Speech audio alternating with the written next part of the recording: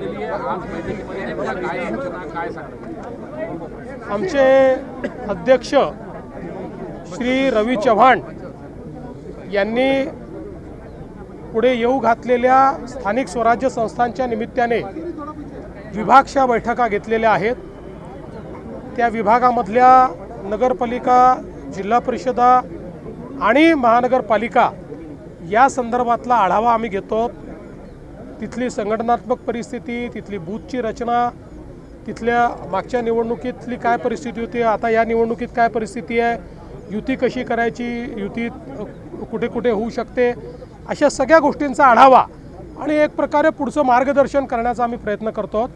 आज आता इथे आम्ही नाशिक विभागामध्ये उत्तर महाराष्ट्राचा आढावा घेतलेला आहे आणि उत्तर महाराष्ट्रातल्या महानगरपालिका, सगळ्या पाचही जिल्हा परिषदा आणि ज्या काही नगरपालिका, नगरपंचायती आहेत या संदर्भात संपूर्ण आमच्या कार्यकर्त्यांचं म्हणणं ऐकून घेतलेलं आहे, त्यांना पुढचं दिशादर्शन देखील केलं आहे। मला असं वाटतं की उत्तर महाराष्ट्रामध्ये मागच्या स्थानिक स्वराज्य संस्थेत आम्हाला फार चांगलं यश मिळालं होतं, यावेळी त्याहीपेक्षा चांगलं यश मिळेल अशी मला अपेक्षा आहे। आपल्या आणि गिरीश भाऊंच्या सूचनेनंतर पोलीस आयुक्तांनी धडाकेबाज कारवाई शहरात सुरू केलेली आहे।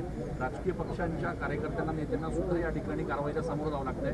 पुढच्या काय सूचना असणार आहे? निश्चितपणे मी स्वतः CPंना पूर्ण मोकळीक दिलेली आहे आणि अतिशय चांगल्या पद्धतीनं या ठिकाणी काम चाललेलं आहे।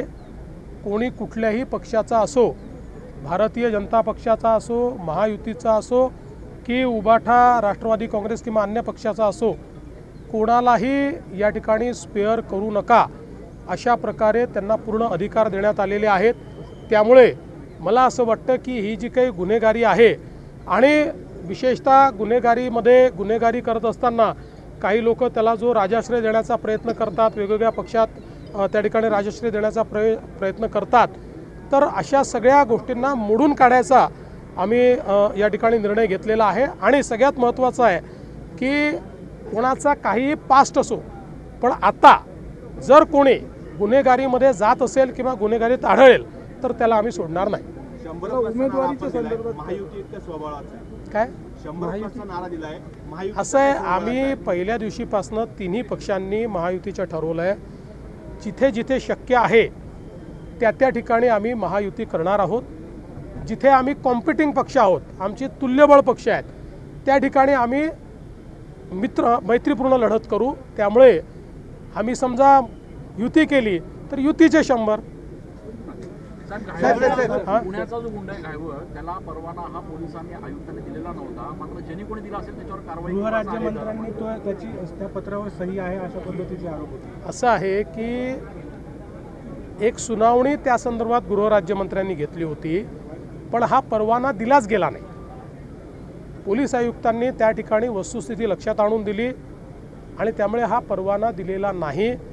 परवाना दिला असता तर कदाचित मला असं वाटतं की अशा प्रकारचा आरोप हा योग्य होता, परंतु परवाना दिला गेलेला नाही। साहेब, कॉल सेंटरवर कारवाई केली आहे सीबीआयच्या माध्यमातून आणि त्यांनी अहवाल गृह विभागाला दिला अशी माहिती आहे। त्यामध्ये काही IPS अधिकारी गुंतले? अद्याप कुठलाही अहवाल CBI कडनं राज्य सरकारकडे आलेला नाही। अशा प्रकारचा अहवाल आला तर त्याच्यावर कडक कारवाई केली जाईल।